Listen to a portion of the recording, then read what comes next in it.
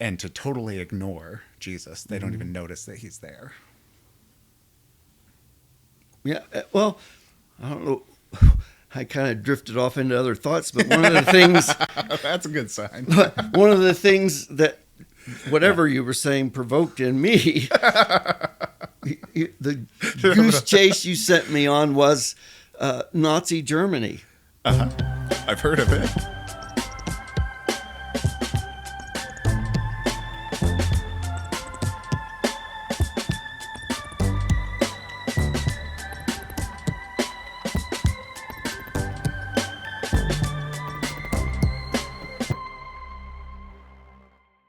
Hi, everybody. My name is Evan. And I'm Scott. We are both Baptist pastors, and this is our podcast about the Bible. But you've already started listening, so at this point you might as well listen to the end. We promise we're not trying to save your souls.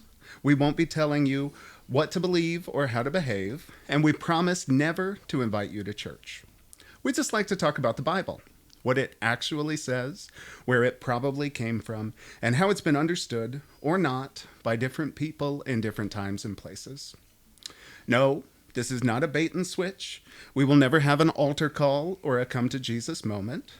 Scott and I are both Christians, but if you're not, we hope that you'll still stick around and listen. But this is your warning, especially if you are or have been a person of faith. For our purposes, the Bible is not a sacred text. During this podcast, we'll be treating the Bible more or less like any other book. We are pulling it down off the pulpit so that we can laugh at all the crazy stuff it says. While you're here, there is nothing you have to believe. There are no beliefs you can't question, and there are no questions you can't ask. Welcome to the unHoly Bible Study Podcast. Scott. Yes. Good to see you. Good to see you. Today we're talking about Jesus for the first, but probably not the last time on this podcast. And it's just the two of us today. No guest. No guests. This is the second episode of the unHoly Bible Study Podcast. And during our first episode, we talked a little bit about our experience with the Bible and how we grew up, what people taught us kind of in Baptist churches as we were coming of age. But I wanted to kind of continue that conversation. And I wondered if you remember when you first realized that not everybody read the Bible like you did, or not everybody read the Bible the same way. Do you remember? I think I became aware of that idea that people read it differently, probably early college. Sure. As I took a class on world religions. And you went to a Bible college, I assume? No, I went to... you went to a real college? A state university, okay. Yeah. Got it. Marshall University. Shout out to the herd. So, and in looking back, what I discovered or what I realized is in my church, my pastor, that his whole way of thinking was limited to a very small part of the entire Bible. For him, it was mostly who we call the Apostle Paul, wrote all the letters in the New Testament. And it made me realize that this idea that a lot of religious folks have what we call a canon within a canon. The canon is, kind of the official books of the Bible. Right, but then everything. It's like, why are some people just so narrowly focused on one part of it? So in that class, were you actually reading the Bible? Like, was your professor using, was there a unit on the Christian scriptures or the Hebrew scriptures? Right. Do you remember any of the content? Like how did they approach So here's it? The thing that struck me. So I don't know if this was happening at the same time, but my college, we had a college group at the church, and the pastor that led that, we did a thing on cults, And, right. And yeah. Islam was one of the cults. But Yeah. then in my world religion... I took that class too. Multiple times. But in my world religion class in college, when we were talking about Islam, I'm like, holy cow, this is deeply rooted to Judaism and Christianity. Yeah. And I'm like, why do we discount all that? Call it, a cult. Yeah. And I think that's what unlocked me. Like, whoa, this is a way bigger concept than what I grew up with. And the way that my church dealt with it was they just didn't deal with it. They wouldn't talk about these things. Or they called it a cult and kind of distorted what other people actually believe. I remember those classes being offered when I was in college. Also went to a public university, state school. And I remember like they had a Bible as literature class. That was the one a lot of people took. And I remember it kind of being hard for some people, especially if they'd grown up in certain kinds of Christian churches. But then I also remember it being really eye-opening for other people to think, to kind of put on an objective hat and try to think about what the Bible actually says. What do you, now where you are in your life, how would you say, or what would you say is the right way to read the Bible? Like, how do you read the Bible as a pastor or as a person? Well, so when we were thinking about starting this podcast, as we've kind of worked on it and wanting to focus it kind of out there for folks who either haven't like thought about the Bible, maybe you're a atheist or agnostic, or you're kind of been jaded by the church, had experience in the church. I think people out there the way they might look at the church is, wow, it's like we've got this very, very narrow focus that the stewards of the Bible are religious folks. And often what religious folks do is it makes it seem unappealing to those outside. For me, I just see so much about the Bible that actually speaks to things in the secular world that you don't have to be religious to appreciate, benefit, understand it. I think so I would describe what I often see, or like what I've often heard as the wrong way to read the Bible, is to kind of assume that you already know what it says or what it means, or even that it has to mean something.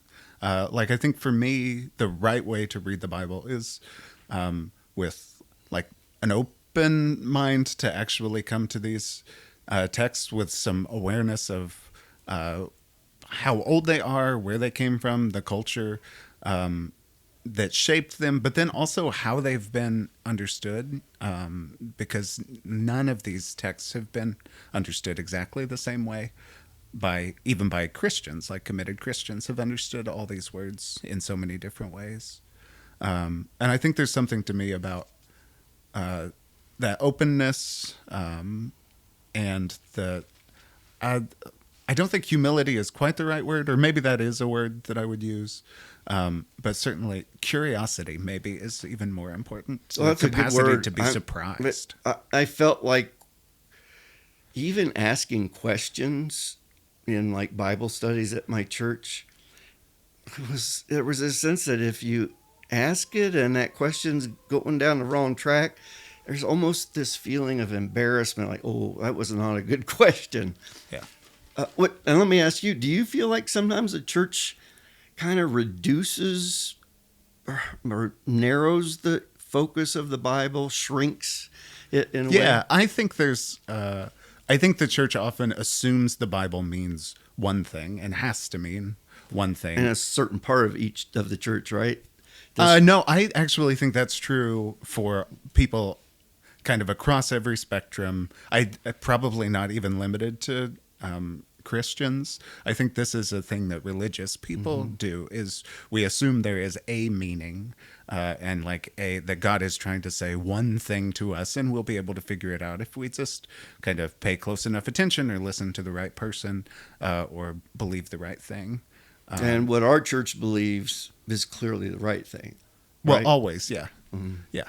And it's always a little bit funny to me to think that that any of us would have found the right answer among all the answers that have ever been suggested about what it means to be alive, or what God is like, or how we're supposed to live.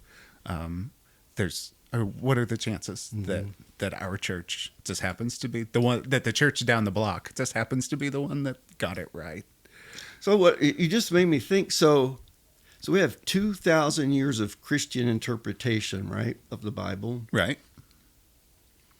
and the cumulative effect of that is that whatever is important now, the religious ideas, theological ideas, it could be divorced by centuries from maybe what it meant to the original writers, composers, collectors. Right. So maybe even the history of the church prevents us from like really appreciating what's there.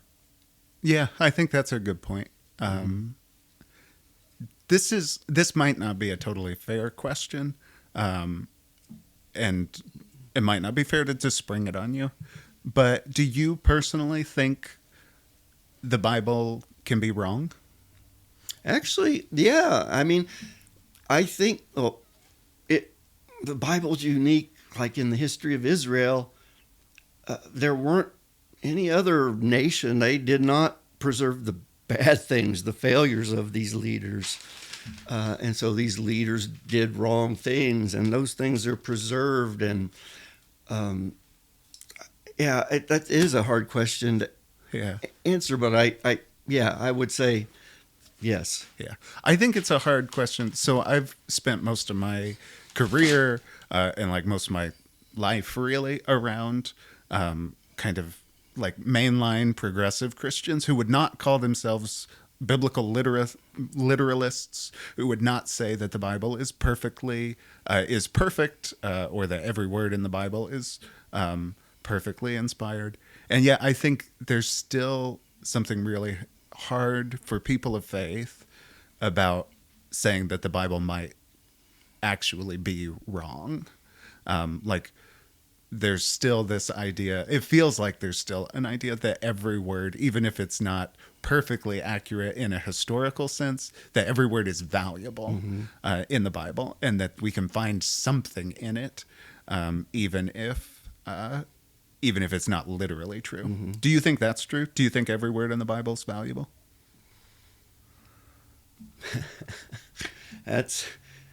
For me, that's a loaded question, because yes, but that is shaped by my experience, this way I've looked at the Bible for the last 40 years. So the languages. Yeah. I think I wrestle a little bit with this question because as a practicing Christian, there's a part of me that just says like, this is the book we've got. And this is the one that's been passed down to us. This is the one our community has affirmed over and over again. This is valuable. So even if I can't find the value in it, somebody somewhere thought this was valuable enough to pass down. So there's always a little bit of, for me, there's always a question of who am I to throw out this book or this passage or this idea from the Bible. And I do think you can make meaning out of anything. And this would be maybe my approach to the Bible in general, is that the meaning of Scripture isn't on the page or in the words itself. It's in the experience of reading it and trying to understand it. And meaning is something you have to make, and you have to make it each time you come back to the text, or each time you have a different experience in your life and you're trying to understand, why do these things happen, or what am I supposed to do? Almost like the way we look at poetry, right? I mean, your poetry can have such a broad range of what it means, and it's not obvious, and Yeah, I think poets are really attuned to the fact that meaning isn't like a static thing that exists in the words. And poets get really irritated when you ask them what their poem means. Like, it means what it says. It means what it means. And you have to figure that out for yourself. Nick, what do you think?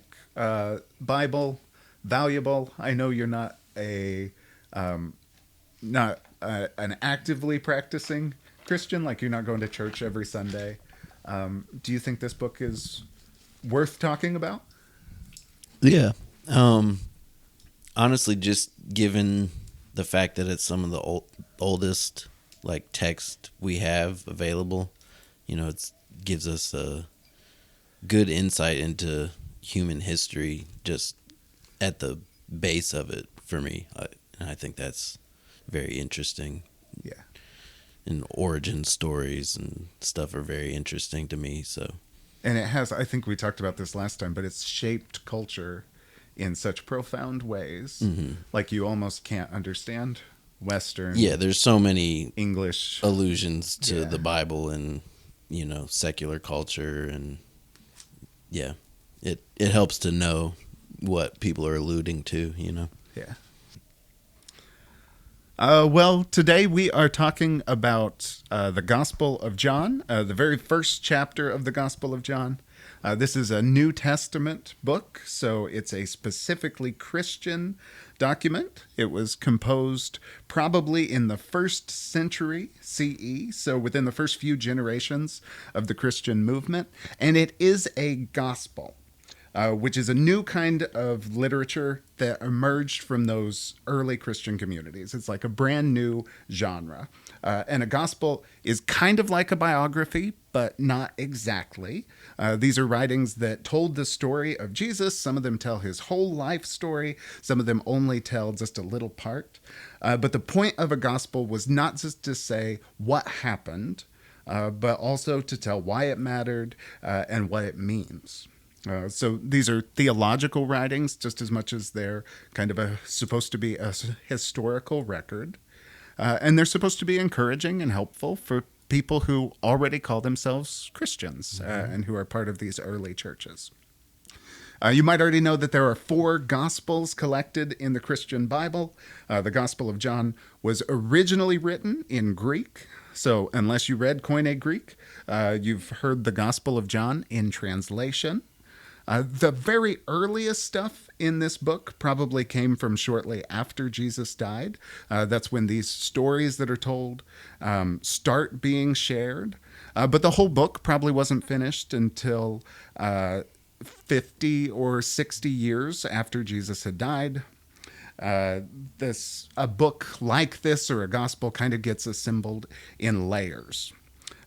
Traditionally, Christians have said that this gospel was written by one of Jesus' original disciples or apostles who was named John.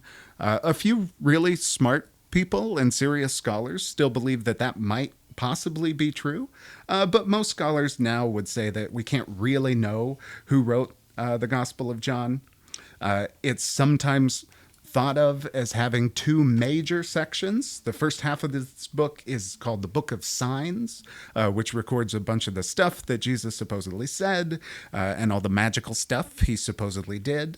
And then the second half is the Book of Glory, which tells the story of Jesus being betrayed and arrested and executed and then resurrected from the dead. These are stories you've probably heard before.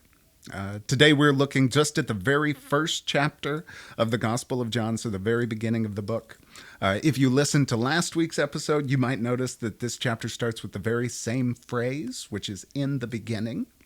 Remember that most of the first Christians were Jewish, so they would have known the Hebrew scriptures and been familiar with the book of Genesis. And it's almost like this Christian writer is looking back at that Jewish story and giving it a Christian spin. Like Christians can now understand and see what was going on in the background while God created the world and the universe and everything in it. Most scholars think that the very first part of this chapter probably originated as a Christian hymn. So these first few verses were words that would have been spoken or sung in a Christian worship service, but now they're kind of functioning as an introduction or a prologue to these stories about Jesus. The second major section in this chapter is about John the Baptist, who was another preacher and teacher who lived at the same time as Jesus. And then the final section of this chapter tells how Jesus called his very first disciples. Historians almost all agree that whoever else Jesus was, he was a preacher and a healer and a rabbi or a religious teacher, and he would have had students or disciples who followed him around and asked him questions. And this chapter tells us how Jesus' first disciples found him. Back to John the Baptist, I think this is a cool piece of trivia. Do you know what Winnie the Pooh and John the Baptist have in common? Neither wore pants. Oh, they both have the same middle name. The. I like the. But did John wear pants? Because I think they had a lot in common. Mm-hmm. Yeah. Honey. Uh-huh. No pants. No pants. And they both have the same middle name. Yeah, they're both covered in fur, right? He eats honey, right? I'm not making that Yeah. up. Honey and lots locust. of friends too. And lots of friends. Mm-hmm. Yeah. Scott, was this a chapter that you heard a lot growing up? I can't say, I don't recall ever hearing it preached.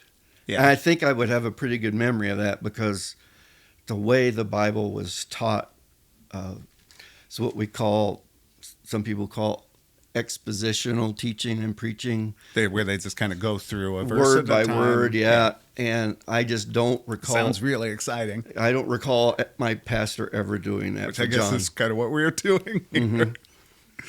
Mm-hmm. I don't remember. I don't have really clear memories of like hearing these ideas or sermons on this. I don't know that I didn't. I remember hearing these words like on Christmas Eve.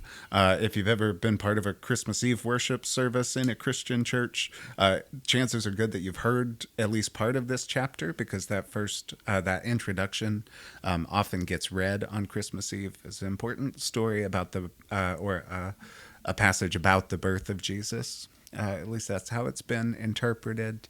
I think maybe this was like a few lines in this chapter were memory verses. Like there's some really memorable, resonant lines. And I think probably my first exposure to this would have been memorizing "The light shines in the darkness, and the darkness doesn't overcome it," or "In the beginning was the Word, and the Word was with God, and the Word was God." Those things. I think I heard those lines before anybody ever tried to explain what they actually meant. Yeah, so you just made me realize I wasn't exactly right. There was one verse in John that was a central part of my church's thinking, and that is, for God so loved the world that he gave his only begotten Son, Right. that whosoever believes in him will have eternal life, will not perish. But John 3:16, you see it in the end zone at football games. That was a key verse. Yeah. And John's a big book for that, for just pulling one or two lines out to make a point. Mm-hmm. But then how often often people don't look at the whole context or read the whole chapter. Mm-hmm. This chapter tells the story of Jesus calling his first disciples. And maybe one of the things that I think is interesting is that this story is different than it's told in a different way and in like a different place probably than in other gospels. Like there are other versions of this story in the Bible. And I don't think this one ever got told until I never heard this one until I was in college or like a young adult and hearing some different preachers who'd probably been, had a little more seminary training. Like the book of John is so philosophical and I don't even know quite the word. It's much less like there's no setting like those other stories happen in a boat or beside the water, and Jesus uses metaphors. Here it's so much more kind of prosaic, and they're just like walking along and talking to each other. Which would have been so appealing to the Greeks because, I mean, even think of how Socrates taught, right? Yeah. In the square, public square. It wasn't reserved for the ivory tower. And so that would just be common to read the Bible that way. And yeah, I think what I probably am noticing is it's a really boring story. Like nobody's doing anything. They're just all out trying to figure things out. Well, we're going to dive in and take a closer look. But first, I think we're going to take a break.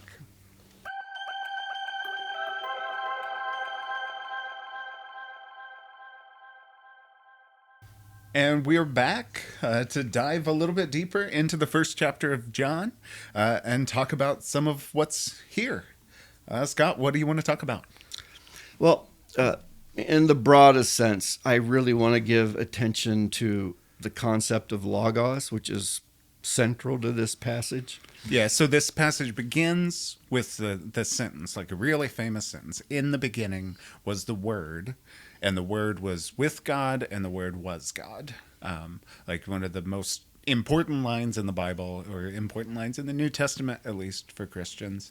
And the word is, the Greek word is logos, right? Logos, which is an important word, not just in the sentence, but beyond that, right? Yeah. And so, the New Testament, which is written in Greek, would have, because it's written in Greek, there would have been interchange between,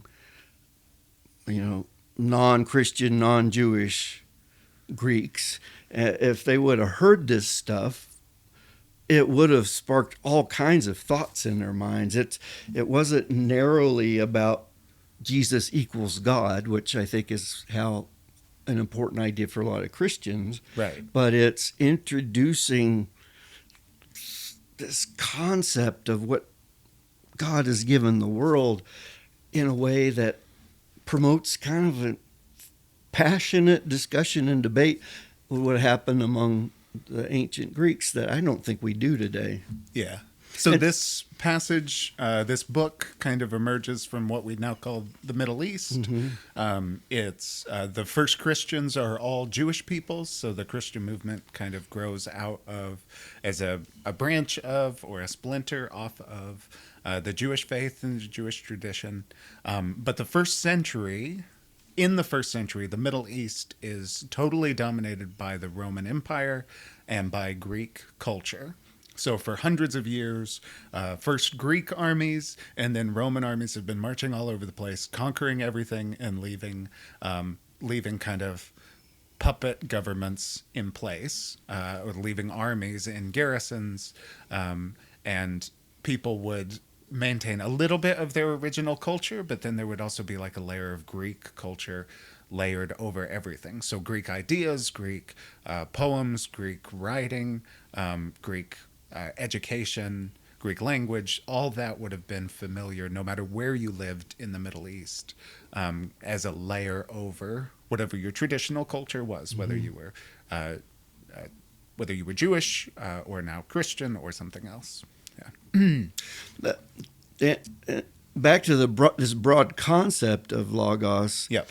There's evidence that is carried through history that we can still see today. I think that gives us some insight to how big this concept was.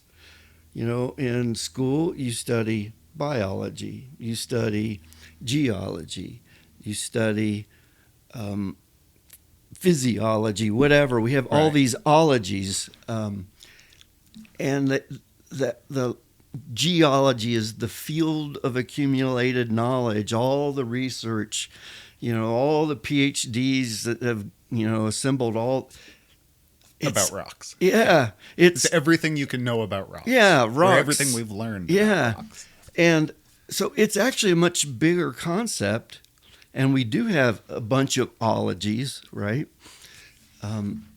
So I think that gives insight to maybe even how the Greeks understood it. I don't think we would have used that word that way if it didn't kind of have that meaning for the ancient Greeks. And it had taken on like a further meaning. So the word logos literally means word, but then in Greek philosophy, it becomes like a bigger concept for knowledge, for that kind of accumulated knowledge, everything we've learned. I know the Stoics use this word a lot, and it's an important principle in Stoic philosophy for the ancient Greeks. How would you describe if you had said logos to a Stoic philosopher, what would they have pictured, or what would they have thought of? How would they have described that? Well, one thing key for Stoics is that logos is the generative principle of the world. That, yeah, that's a hard concept. Generative. So it's the all the of thing that reality is reality rooted flows out of. Yeah. And this is not physical reality that they're talking about. It seems to be trans-physical in a way. Like everything that is. Mm-hmm. So like the physical world, the world of people, but also like the spiritual world or the world of gods or. Yeah, so that's why Fate. That's how logos gets associated with ideas, right? And thinking. And so it's, even when we look at the physical world, it's thinking about it, reasoning about it.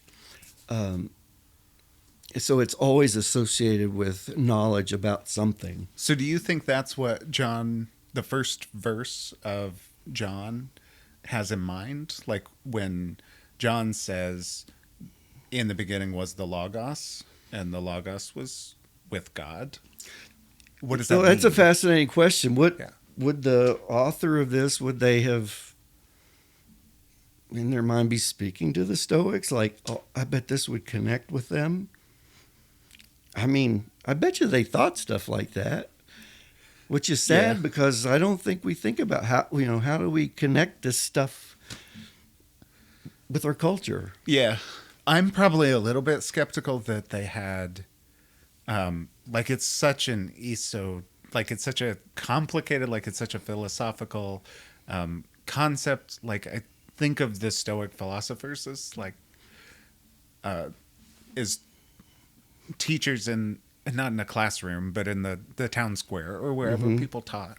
And I think of these Christian communities as just like you'd have some smart people, some thinkers, some teachers and preachers in the room, but they're also writing, like this book is written for your run-of-the-mill Christians, right?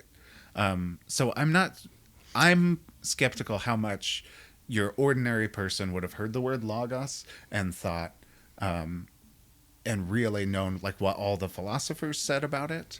But I think you would have had this sense that that somehow the logos is a big concept that has to do with reality itself. And like, this is, how the world is organized and like, and it's also for, most of these early Christians were Jewish people.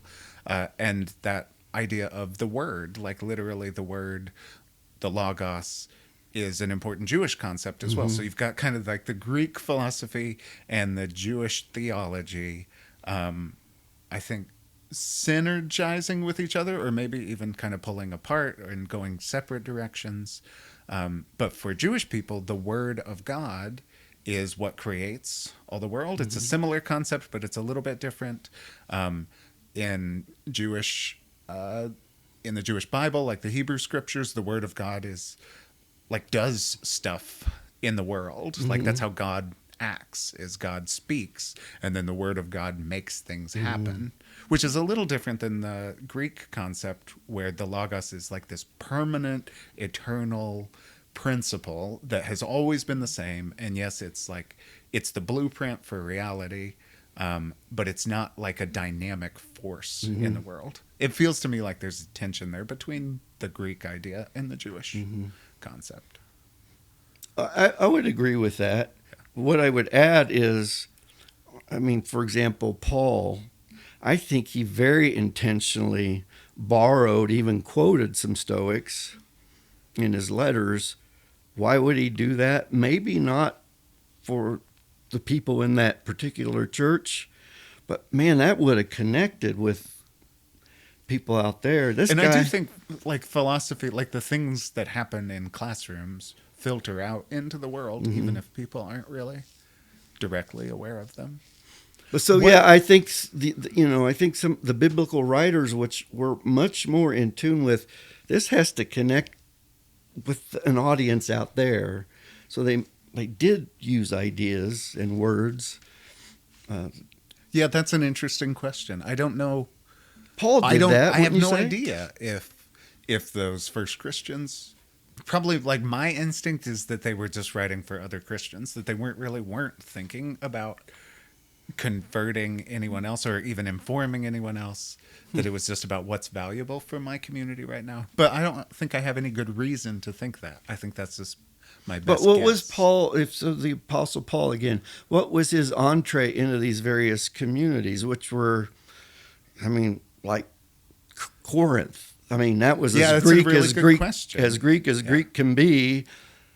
And I don't think they would have bothered listening to Paul if it didn't somehow connect with ideas that they were familiar with. So I think that brings us to back to this first verse, because for John, like in this specific context, this big idea of logos, which is hard to wrap your head around, is identified with Jesus. Mm-hmm. When John says logos, he means the person Jesus, who was like an actual historical person that that this community at least had heard of. Maybe some of them had actually met. Certainly they'd heard the stories about him, the things he taught, and how he lived and how he died. Why does this concept get mapped onto Jesus? Or what does it mean to start talking about Jesus as the Word of God or the Logos or whatever? So think about the ancient Greeks and what they thought about knowledge. I mean, it was a culture that was on the move, right? Yeah, definitely. I mean, yeah. Well, and we say Greeks, but mm-hmm. a lot of these people, like most of them had probably never been to Greece. Mm-hmm. They were just part of this Greek Right. world. Yeah. Yeah. But you're introducing a provocative idea. I mean, think about what a head scratcher that is. If you're a Greek person familiar with this concept, and then to say, hey, Jesus is the embodiment of all that stuff. Well, you're like, what? Yeah. I mean, that creates a curiosity, doesn't it? Yeah. Yeah, probably. Or even offense. Mm-hmm. Like it's, it feels like nonsense almost. But it does, I think to a it lot of does people, it create probably this felt like need to nonsense. like dialogue, right? Or like, what? Yeah. What are And you it talking becomes- about? I mean, this is the most. I don't think that's exaggeration. I think you could say this is the most important idea in Christian theology. Like Mm-hmm. the most important idea in the movement, the most influential idea for 20 centuries of Christianity is the idea that Jesus is God, or the Logos, the organizing Mm-hmm. principle of the world, becoming a human being. So it's the idea of, the theological term is incarnation. Mm-hmm. In the first chapter of John, a couple verses later, you have this idea that the Logos became flesh. And this chapter in John is one of the first places that gets said in print. And this idea gets recycled and developed over centuries of Christian theology. But that's the core basic idea, that somehow this abstract philosophical concept or this theological concept or this other worldly supernatural being, God, Logos, became a person. Yeah. So further question, rhetorical question. What would this idea of Jesus being this Logos, what question might folks ask? What is the philosophy of Jesus? Maybe. And what would it mean, like in the Stoic concept, to say, well, the foundational principle of the world as revealed by Logos is love, which that's the trajectory of, so maybe. Yeah, that's the question that this gospel kind of poses. And that for humanity to exist in any civilized way, it really only works on that principle, right? Yeah, that's a great insight and a really good way to frame it. I think one of the things that's both a little bit funny and kind of revealing. Both of us talked about not really hearing these ideas or these passages preached on or read in the churches where we were growing up. And I think it's totally crazy that this central idea in Christian theology doesn't, so many people are unfamiliar with it, or they only have a very surface level. Yes, they've heard that Jesus is God, or they've heard the word incarnation, but they wrestling with those implications isn't the heart of their theology, or the heart of their faith. And I think it's related to this idea. What I heard growing up was that Jesus, it didn't really matter that Jesus was God. It mattered that Jesus was perfect and Jesus had died. Like Jesus wasn't special because Jesus was God incarnate. Jesus was special because he was a perfect victim in God's sacrificial scheme. Oh boy, and that's such a, I mean, I think that's a head scratcher for folks out there, wouldn't you say? That Jesus needed to be perfect, that's the whole point of this. And Jesus needed to be perfect. Why? Because there needed to be a perfect sacrifice, and that perfect sacrifice, like, cleanses us from all our sins. Yeah. Is that really what this is about, though? And I don't want to assume I know what everybody else's experience of Christianity has been, but I think you're right that for a lot of people that scheme has been preached so many times and published in so many different ways, and it's like circulates as comic books and memes on the internet.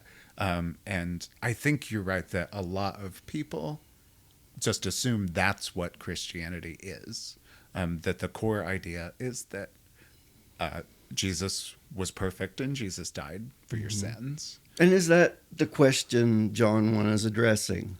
Some people would, so. Some people, maybe a lot of folks in the church would say, yeah, that is it. Jesus equals God, God equals Jesus. Here's why. I don't think that's what John was thinking about at all. I think there's something for me in this when these scribes come, and I was just looking back through those verses. Like they come, John the Baptist is preaching out in the wilderness. I can't even remember if in this book we find out where he is or what he's like. It just says he's there and people are coming, and the scribes come and they ask him 3 questions. I couldn't remember what one of them was, but they say, "Who are you?" They say, "Are you the Messiah?" So they ask specifically about that. He says no. They say, "Are you Elijah?" He says no, and he says, "Are you the prophet?" So these are all Old Testament ideas, ideas from the Hebrew scriptures about what God might someday do. Or people had read the Old Testament and thought, okay, someday God is going to send the prophet to lead us. Or someday God is going to send a Messiah, which just means Savior, to rescue us from our political oppressors. So all the questions they're asking are religious questions, right? Political, right? Right, but those questions are founded upon the idea we're Israel, we're God's people, and we need to know the answers to these questions so we can understand what God's doing. But I think John is inviting people outside of that world, acknowledging those questions too. This isn't just for religious folks. Yeah, that's an interesting way to think about it too. I think there's something, for me, it's the way, it's how clearly you can see that it's like the culture is boiling as this story begins. Like everybody's unhappy and everybody's expecting God to do something big. They just don't agree what it's going to be. And I think there's a decent analogy to our culture now. Like I go back and forth in my mind, like, are people always like this? Like, is somebody always saying the end times are going to start next week? And I know because I did the math, and this is what you can expect, and this is how it's going to be. Is that always the case, or are these special moments or kind of unique moments in culture where you've got a lot of that going on? I think you definitely have a lot of it going on right now. Like, you don't have to look far to find people who think the end of the world is coming, and that God right now is about to unfurl the visions of Revelation on the United States or the European Union or the Middle East, wherever it is. So my very first church that I pastored out of seminary was in Cincinnati. And this was very early on. I got a book in the mail, unsolicited. And the title of the book was 88 Reasons Why the Rapture Will Happen in 1988. I guess that book was mailed to pastors all over the nation. I still get books in the mail sometimes Right. that I definitely didn't And order. it didn't happen. So then the next That's year, good. I got a second updated book, 89 Reasons Why the Rapture, and it went on to 90 Reasons. I've kept those books. Yeah, you can do 12 editions. Right, yeah. And then you got a problem. And then they gave up, I guess, because they got it wrong 3 times. But yeah, they're narrow questions, reductive questions. Do you think it's because people are anxious? Like, what's the impulse to Well, so to believe somebody who says, like, this is what's going to happen next? Well, Or to look? what's the point of the rapture? Well, all God's people get like sucked out of this awful world by the divine vacuum cleaner, right? You know, and we don't have to experience all this mess, you know. Right. That all these other people, the rest of the world, are left behind and go through the tribulation, all that stuff. It's about it's like an escapist view of the world. You don't have to you don't have to worry about this world because it's not, yeah. Is there something vindictive about it, too? Like, is it about escaping from it, or is it about everybody else getting, like, what they deserve? Oh, yeah, I think it is reveals a little like bit of this both. common human Yeah. tendency to see the other in a negative way. Yeah, like you're about to get what's coming to you. Mhm. That's got to be part of it.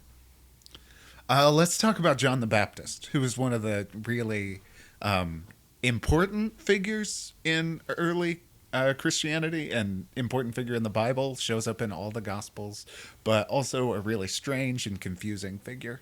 What did you hear about John the Baptist? Like, how has John the Baptist been taught to you? Oh, Has my anybody ever goodness. explained him well? So, I grew up in West Virginia, went to a Baptist church in West Virginia, and I don't remember the exact name of this book. It was a little book that proved that today's Baptists can trace their lineage clear back to John the Baptist. Yes, I've seen this So book as well. Yeah. in my There's church, a little pamphlet. John Did the you ever see the Baptist Trail of Blood? justified me as a Baptist, right? We're first the ones that got it Baptist. right. Yeah. That Because was- he dunked people in a Mhm. river.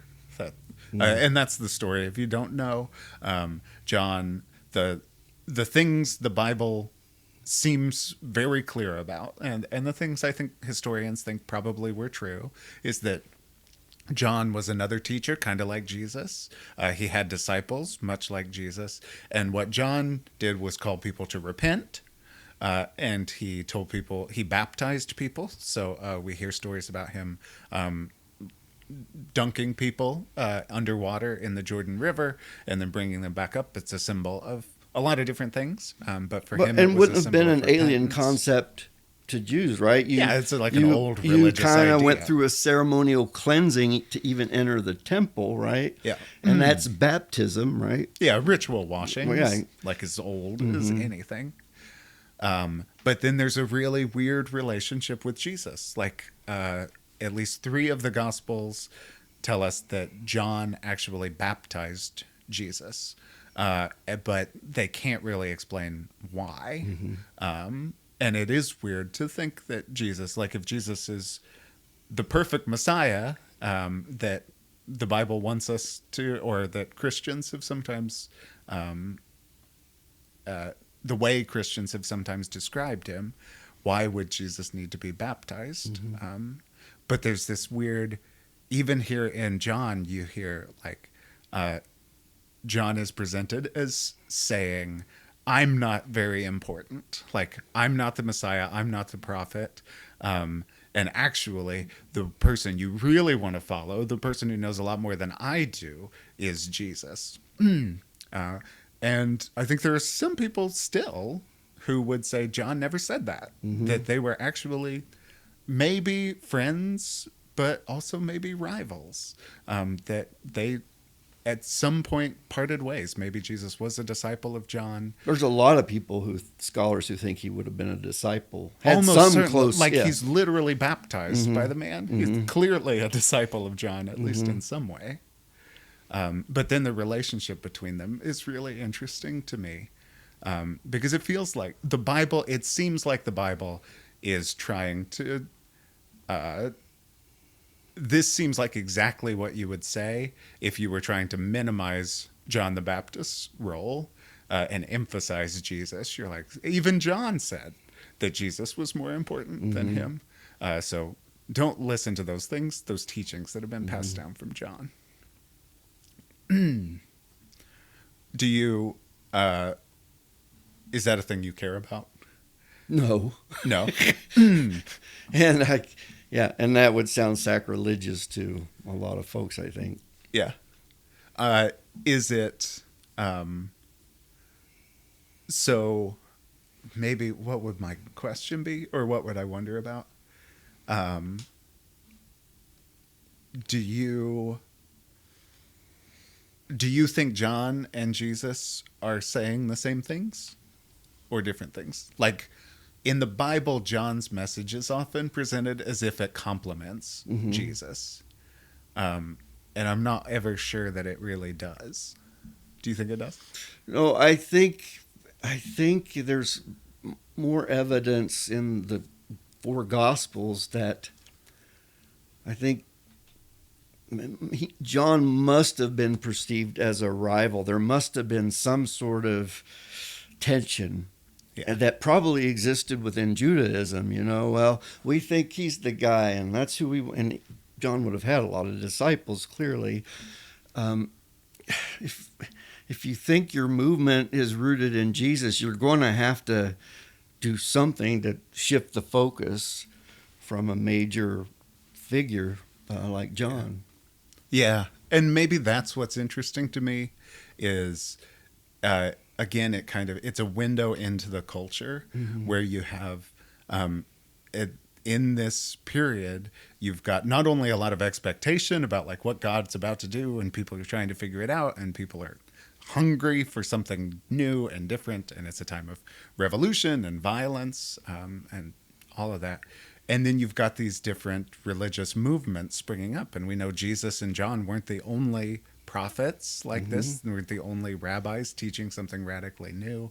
In this passage, you have the Pharisees as well showing up, which we know would not have been an especially powerful or dominant group at the time of Jesus and John. They would have been a kind of a splinter movement, just like the followers of Jesus would have been. So I love this window into a world where it's like the religion is kind of coming apart, or going through a time of really rapid change. You've got a lot of new ideas flowing this way and that, and a lot of tension between them. You see kind of the contours of tension between Christian and Jewish communities in this chapter too. And it's not in the foreground in the first chapter of John. It sure shows up later. Yeah, in really kind of violently, problematically anti-Semitic ways, certainly in ways that have been used.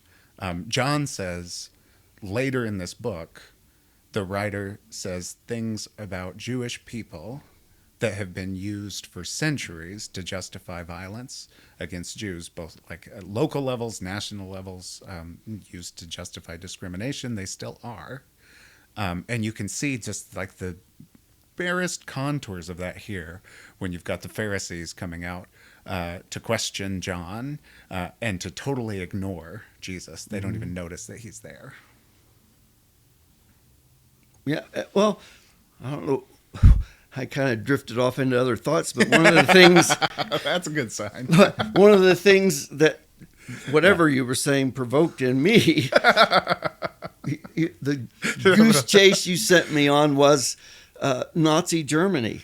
I've heard of it. Yeah, and who developed the supporting ideas for the extermination of the Jews, the final solution? Well, it was a New Testament Protestant scholar who wrote that. Yeah, like the ideas are there.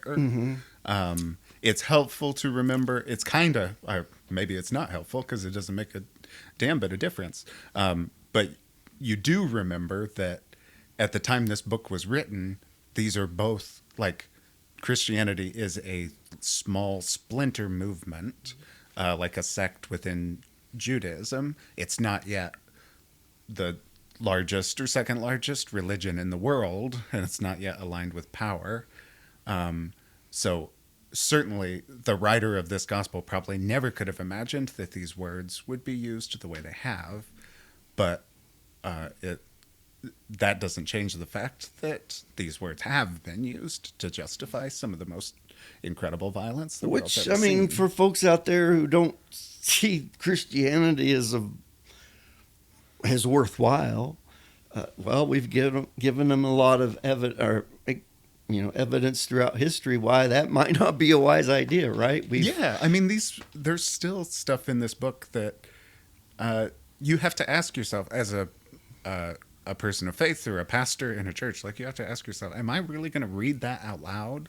Yes, I know what I think it was supposed to mean, and I know what I would say it means, but who knows how other people are going to hear it? Am I really going to say these kind of, what's the word, inflammatory sentences out loud? Because they're right there, and they've killed a lot of people.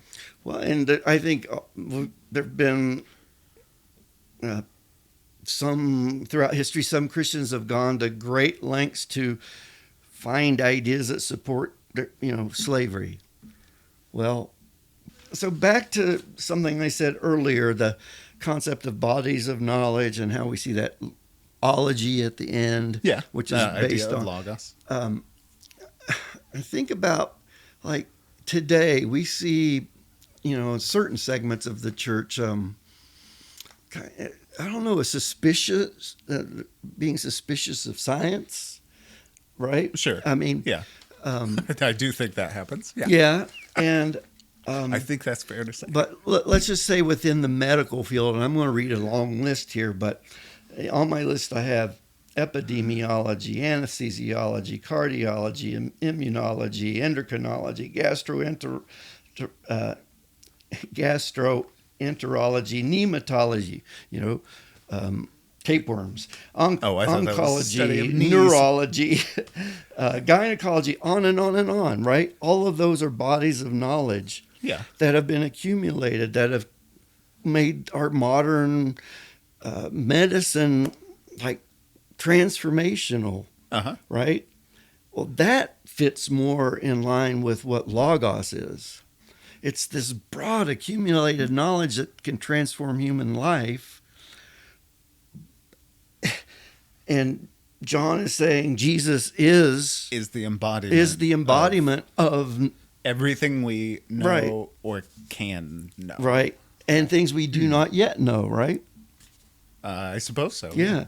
But now I don't know what that means for Jesus. Like, this is where I think John gets hard to read or doesn't resonate as hard for me is, like, I don't know what it means to talk about Jesus as the embodiment of all wisdom and knowledge, unless we boil that down to love. But then maybe there's also some sense, well, I don't know, maybe it goes the other way, and knowledge and all the accumulated wisdom of human civilization is everything that's valuable. The Logos love. Here, nothing that's created was created apart from the Logos, right? Sure. So I mean, at least we could say, okay, Logos is the very foundation of all that exists, and Jesus is somehow the embodiment of that. But if that's true, at least it makes logical sense. I'm not saying this is what John the point John was making, but it would make logical sense that if we have all of these ologies, it would be a good parallel to the way the Greeks thought about logos. And what I'm asking is why is it that often, especially with the sciences, the church has rejected that body of knowledge? Like we're suspicious of it. It's a good question. How hard? Like, I don't know the answer. I think it's probably more surprising that these ideas took off. Like, what I think is hard to imagine is these Christian communities saying, the idea of the Logos and all the accumulated wisdom of God that was there at the foundation of the world, like the wisdom of God, that's a really important idea for a lot of Jewish people. The idea that wisdom participates with God in creating and sustaining the world. And now these Christians are saying, oh, that's Jesus. Jesus was that. And people bought it. Like, people accepted this radical and kind of offensive and almost silly, illogical idea and dedicated their lives to it. Like, it's confusing to me that this new idea took hold. Would you say it's fair that one of the implications of John 1 is that that what God is and what God has revealed in Jesus is trans-religious? It's bigger than our religious ideas? Would I personally say that? I mean, could John have been hinting at that by identifying Jesus as the Logos? Yeah, that's a good question. I do think I would say, and we'll probably talk more about this when we get to Paul's letters, that I don't think the New Testament writers, like people like John or whoever, I don't think they could have imagined the way Christian theology would become.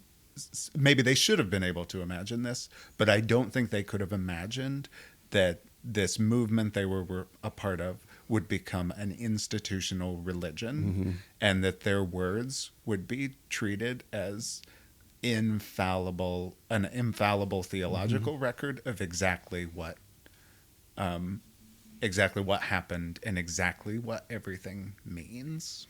I mean, almost, I think what John is doing here is like what we're trying to do in the podcast. Take this book, that say the religious folks aren't the sole interpreters, or, to take it out of the sacred world and say, this actually has direct connections to the other world. Yeah. And that word logos is taking it out of a narrow religious concept, and say, you all talk about knowledge and logos, and yeah. And that would make sense why John kind of parodies these religious people who think they know exactly what to expect, or think they know exactly what God is going to do. And John is saying, no, what God is actually doing is so much stranger and more nuanced and complicated, and also maybe so much better than anything you have imagined. And it's not just for you, it's for everyone. And it's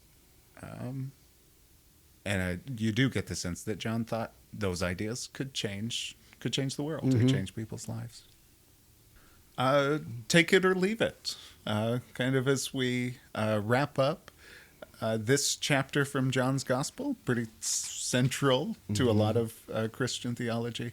Would you take it or would you leave it? I would take it, but I would take it because I see it as a part of Scripture that at least I feel like I could use it to connect outside of the church.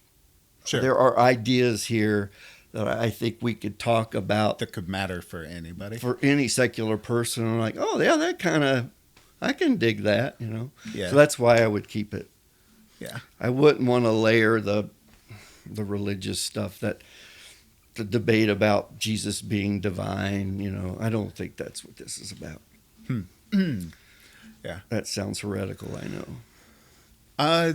This is probably a take it for me. Yeah, it's take it. I've got to pick one. That's the rule I made, I think. So I'm going to take this, even though I've got some misgivings about it. I suppose I'll say that every single week. It's the idea of incarnation, that somehow God, Logos, the first principles of the universe, whatever that word means, becomes flesh. It's so central to my practice of the Christian faith, and this is probably the place in the Bible where it's expressed most clearly. I don't think I could lose that. So I've got to take it. You and your misgivings. I hope we can wrestle with your misgivings versus my lack of them. You could pray for me. Yeah. And maybe someday God will show me. Yeah, help you get the way saved again. Yeah. Yeah. Are there any kind of present day analogies that you think of? Any books or movies, things that you might recommend that wrestle with these same themes or pick up these same images? The one that just immediately pops to mind is the Matrix trilogy. And the red pill is the thing that opens your eyes to see what's real. It takes you out of that being plugged into some, simulation. Yeah. I mean, I think it's what it is. It's the wisdom is the red pill that opens your eyes. You can't. Neo is right. He's the salvation figure, but you can't. You won't benefit from that unless you take the red pill. You can't see it. Sure. So, yeah. I'm not totally sure if I have something to share on this topic. I've had a hard time coming up with anything that I thought really resonated or was really getting at the same kind of stuff. This idea of light and dark is a pretty... it's a powerful image. We didn't talk a lot about it, but that's kind of where John starts, is that Jesus is, the Logos is in the world, and it's the light shining in darkness, and it can't be overcome.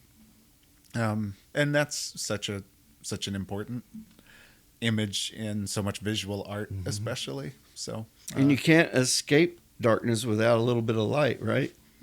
Right. Yeah. And light by itself is no more interesting. Like without shadows, you can't see anything. So that's an idea that I think is pretty central to every visual artist and every photographer. And I'm not sure how John helps us think about it, but maybe it makes it possible to think about it. Yeah. Yeah. Anything else? Nick, any final thoughts? Any questions? Anything we said that sounded stupid? A whole lot. Wrong? Yeah, we're going to edit it out. Yeah.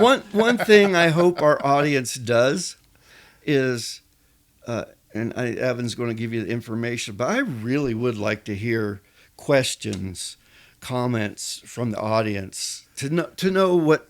I'll take questions. I don't want to hear comments. Well, no, but yeah, I like here. So here we've talked about this, and I just wonder. So are there folks out there like, I do wonder what this stuff is? Or that was an interesting idea, or I have this question about knowledge, wisdom, logos. Whatever. Yeah. So as we go, I hope we can get our schedule out fast enough, and if anybody's listening and sees what's coming up and wants to actually read the chapter in the Bible and send us their questions, like what does this mean, or maybe there's something you've heard is in the Bible or you've heard from the Bible in the past that you'd like us to talk about. But we can revisit any of these ideas if Yeah, definitely. Yeah, so. We can always come back to questions.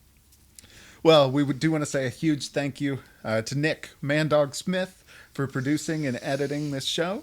Thank you to our executive producer, Jay Kennedy. Thanks to all the scholars whose work we've used when we were researching this episode.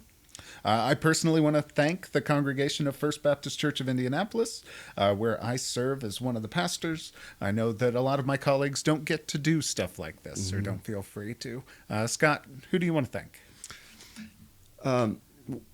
With what we're studying and what we're looking at today, I think of my New Testament professor who just opened the world to me to wrestle with stuff like this.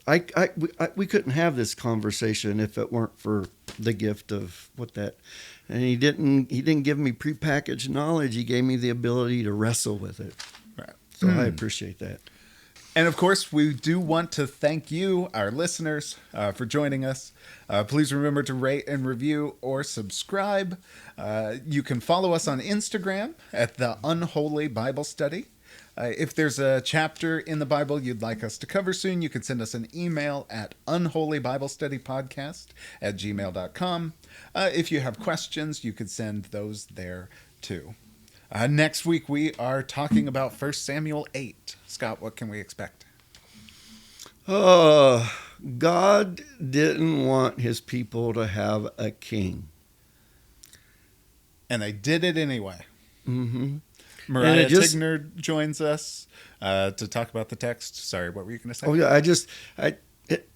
I think it speaks to the whole idea of Christian nationalism. This idea that it's not the political rulers that do it for God.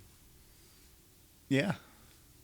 And we talk about that. I think we talk about that. Mm-hmm. Mariah Tigner, Reverend Mariah Tigner, joins us to talk about 1 Samuel 8 next week. And we hope you'll be back to hear the conversation. And as always, we didn't invite you to church.